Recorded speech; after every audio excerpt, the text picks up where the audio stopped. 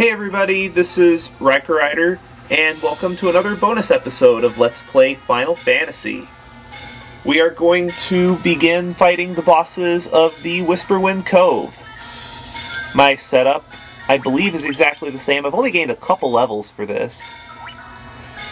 Yep, Katana. Masamune, actually, I gave to the Red Wizard because you're not in as much danger of dying here this time, and his physical attacks aren't that bad. There's one nasty thing he can do to you, but that's about it, really. Let's go.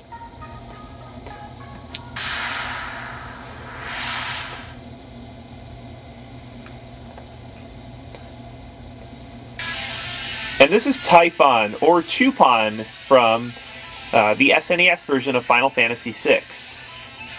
All four of the bosses in the Whisperwind Cove come from Final Fantasy VI, and they're pretty iconic ones, too. No need to use Fog 2 in this fight, because he's got one attack that Fog 2 can't do anything about. Hopefully he won't use it. Especially not on my frontline guys. It's really annoying to recover from. See, not too bad right now.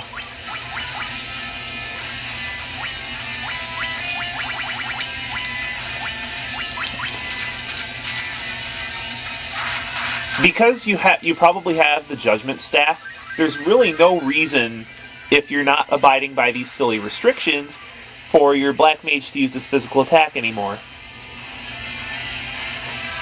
Thankfully, Snort missed.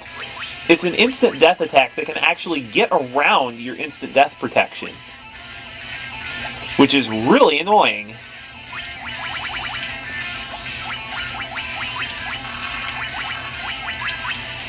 That's really the only thing that makes him threatening, is he has instant death attacks that circumvent your protection.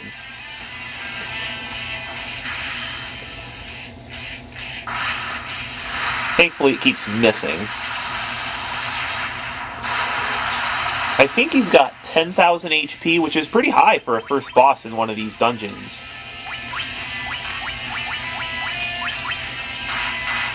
His physical attack's nothing to worry about. He does have high defense, though, so it can take time to punch through. I believe all the FF6 bosses, except one of them, have high defense.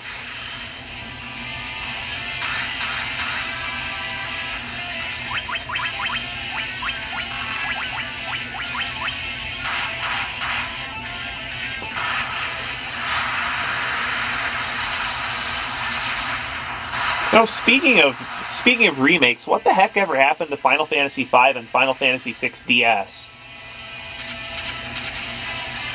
I really hope those games get remade. That'd be nice.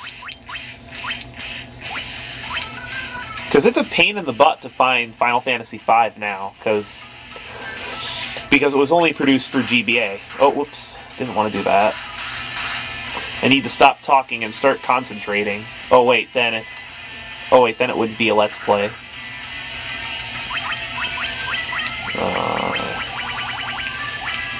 Although most of the boss strategies down here, except for the hardest ones, are the same. It's mainly to do with the battle system in Final Fantasy I being so simplistic. You might fall a little bit behind at times, but you shouldn't fall too far behind against this guy. He's not that bad.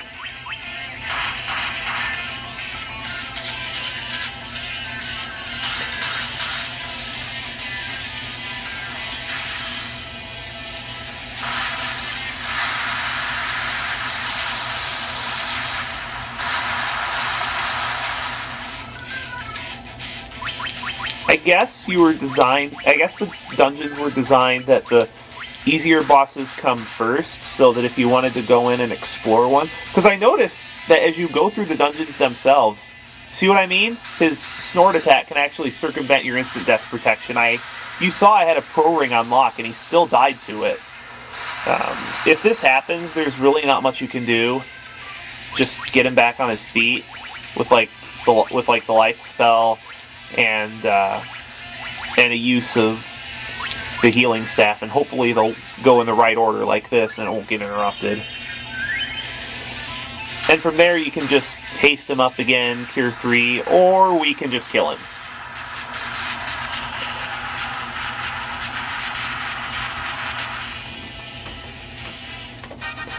And we get the Genji helm, which I'm not going to use because ribbons are just better.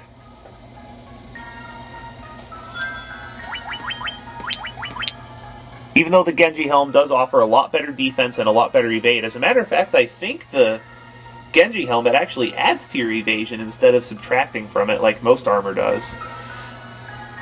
I'm actually going to test that out. Yeah! Excuse me. The Genji helmet actually does add to your evasion. Huh. I'm pretty sure the Genji gloves do that too, but I'm not going to use it. At least not yet. Alright, enough rambling about the Genji helmet. I'll see you 10 floors down for the next boss fight.